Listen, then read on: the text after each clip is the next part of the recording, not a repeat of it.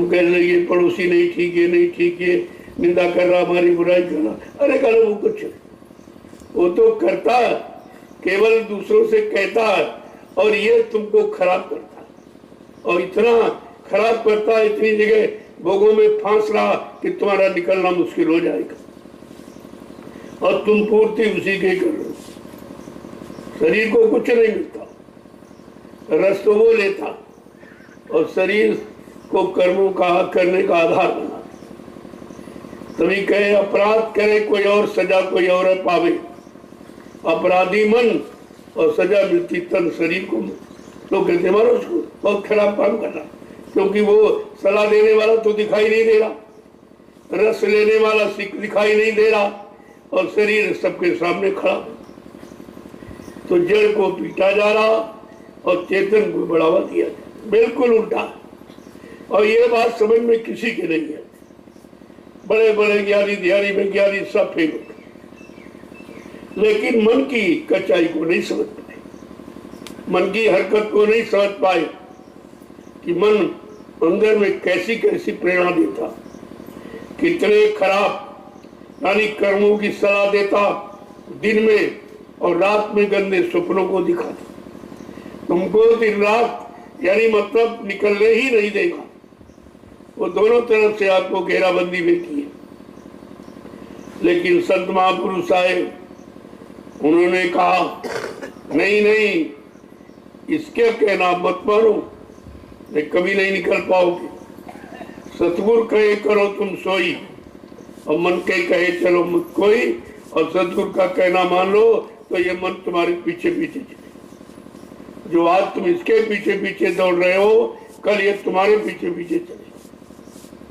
सतगुरु वो बूटी दे देंगे, वो रास्ता बता देंगे कि ये मन तुम्हारे पीछे पीछे चले। लेकिन कहते हैं मानो तो तुम मान ही नहीं पा रहे हो।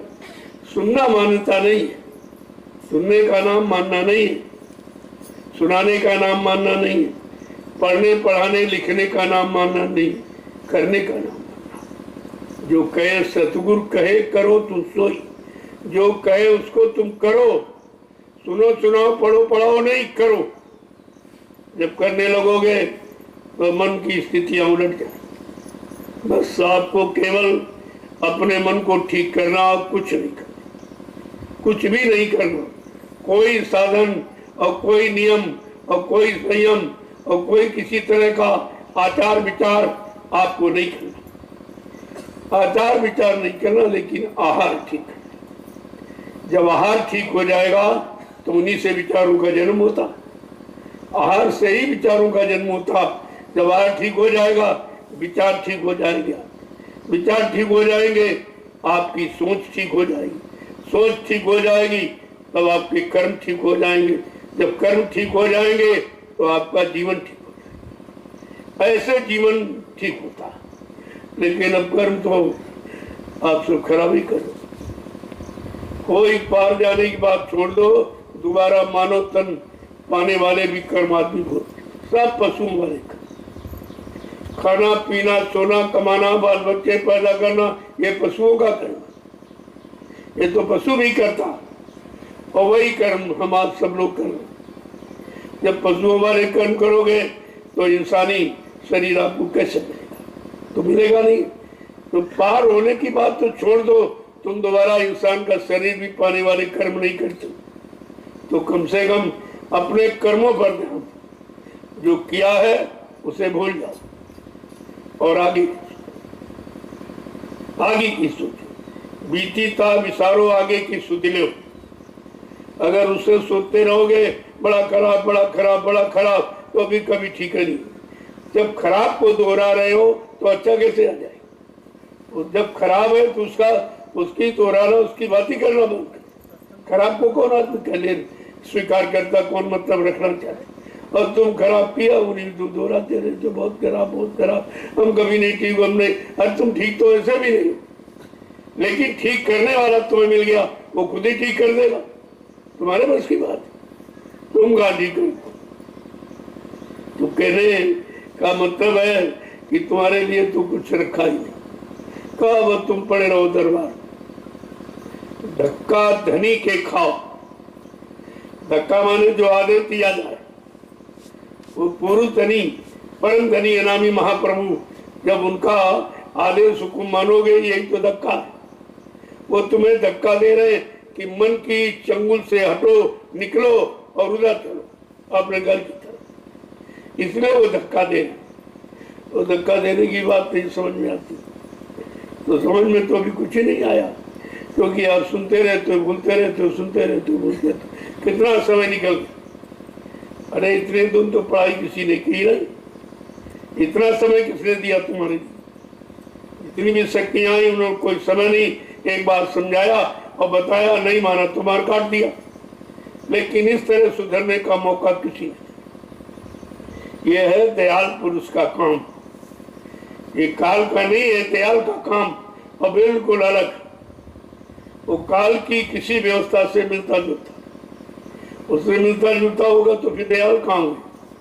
ये तो काले हुए। इसलिए वो कोई काल की मिलोनी रचना नहीं करते, ना उसकी मिलोनी रचना से कोई काम करते। वो अपने निखालिश, जो उनका अपनी भूमिका जो व्यवस्था परिवर्तन की है, वो बिल्कुल निखालिश, उसमें कोई मिलोनी नहीं। और इसकी मिलोनी रचना, तो इसीलिए वचनों को सुनो, गुनो और धुनो। जब ये सब करोगे, धुनने का मतलब छाटना।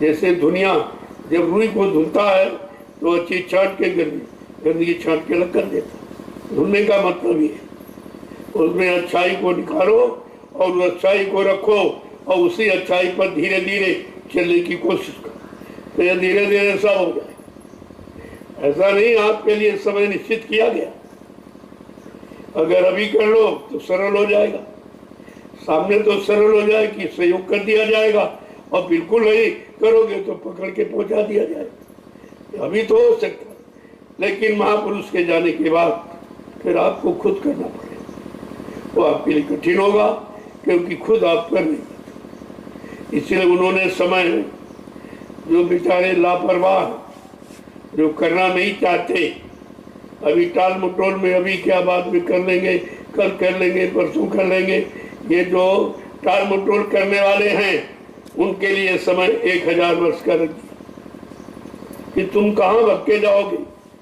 1000 वर्ष तक मैं पीछे पड़ा, कभी न कभी तुमको मुड़ना ही पड़ेगा, और जिसके कारण तुम नहीं मुड़ रहे हो वो कारण खत्म करा दिया जाए। जैसे अब कहो चलो भाई भजन किया करो, अरे कहो बाल बच्चे हैं, उनके भी भजन हो ही नहीं पाता। अच्छा भी जब तुम्हारे बच्चे ही नहीं पैदा होंगे तो करोगे भजन? जब बच्चे ही पैदा नहीं होंगे तब तो भजन करोगे? कहते यार ये तो बहुत कठिन होगा। तो फिर उस व्यवस्था को क्यों बनवाना चाहते कि तुम्हें मजबूर किया जाए और फिर भी आपको करना पड़े? कुछ कह रहे हमारे पास इतना काम है, धंधा है, ये है, वो है, हमसे नहीं हो रहा। कहना अच्छा ठीक, अब की बार तुम्हारा धंधा खत्म, तुम्हारी व्यवस्था खत्म, और 24 घंटे में मुश्किल से रोटी पाओगे, तो भजन करोगे? कहा भाई कैसे नहीं करोगे? कहा जिसने नाम दान दिया है वो करवाना जानता, उसके बाद बहुत तरीके, कोई न कोई व्यवस्था तुम्हारे लिए बना के खड़ी कर देगा। कुछ लोग कह रहे भी छोटी जाति के लोग हैं और ये गरीब हैं, पढ़े लिखे नहीं, ये नहीं है, तो अब की बार तुमको भी उसी स्थिति में डाल दिया जाए, तब तो तुम करोगे? तो कहा अगर सामने कर लो तो आपकी मदद हो, और मदद करने वाला अगर चला गया फिर तुम्हारी कोई मदद यहाँ नहीं करेगा, तुमको खुद ही सब करना पड़ेगा, फिर आपके लिए कठिन हो जाएगा।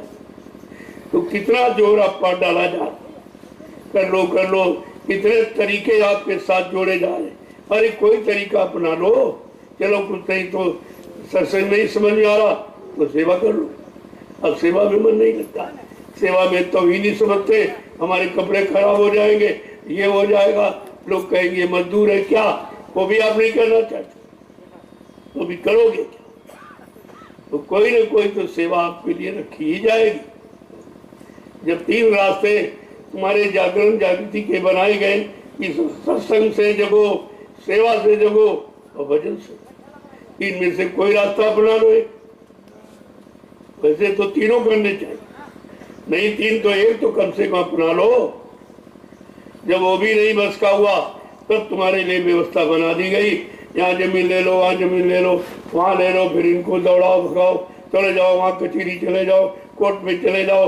ये तो सेवा करेंगे, तो बगैर सेवा के आपको नहीं दिया जाएगा, तो कोई ना कोई सेवा आपको करा। ये भी सेवा महत्वपूर्ण है कि आप चले गए, आपने जमीन का यानी मतलब हिसाब किताब सब ठीक कर दिया और जमीन ले ली गई और फिर उसमें लोगों को सेवा मिल गई। ये तुम्हारे द्वारा हुआ, इसका लाभ आपको घर बैठे मिल जाए। इसलिए ऐसा मत समझो कि लाभ नहीं, लाभ तो सब में, लेकिन तुम